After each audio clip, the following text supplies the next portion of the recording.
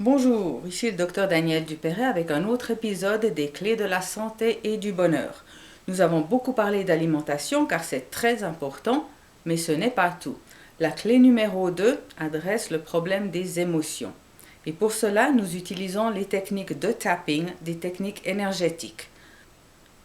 Vous avez sûrement entendu parler de Sophie Merle en France qui a introduit ces techniques dans les pays francophones. Allez sur son site sophiemerle.com et vous trouverez de nombreux ouvrages qui vous aideront beaucoup. Pour ceux qui n'ont pas entendu parler d'elle ou qui n'ont pas lu d'ouvrage, voici le fondement de ces techniques. On tape ou on se frictionne un point ici. C'est un point neuro-lymphatique. Et c'est comme ça qu'on commence les techniques. On peut aussi taper le point karaté. Ces deux points sont interchangeables. Ensuite, le tapping se fait entre les sourcils, sur le côté des yeux, sous le nez, le menton, poids de la clavicule, sous le bras et au-dessus de la tête.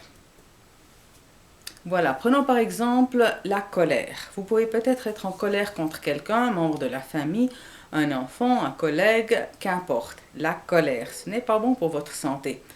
Comment peut-on diminuer cette colère? Eh bien, on commence par frotter ou frictionner ce point, ou on tape en celui-ci et on dit même si je suis en colère contre cette personne, je m'aime et je m'accepte complètement et profondément. Ou bien ici, même si je suis très en colère contre cette personne, je m'aime et je m'accepte complètement et profondément. On dit ça 3 fois. Ensuite, on fait du tapping entre les sourcils. Je suis en colère. Une telle colère contre cette personne. Elle me tape sur les nerfs. Elle m'a vraiment mise en colère.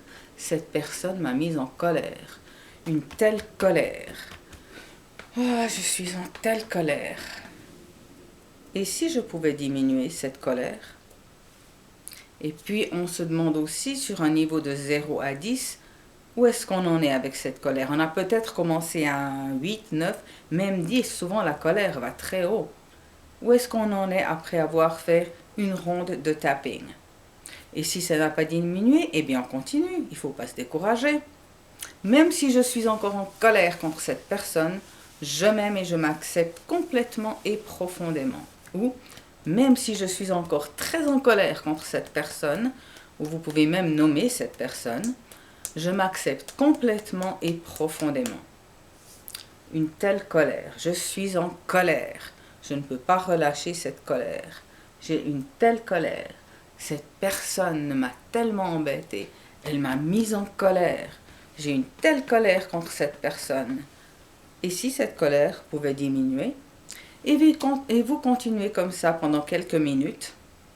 Et ensuite vous laissez reposer et puis regardez cette colère. Est-elle toujours un 8, 9, 10 ou bien est-ce que ça a diminué?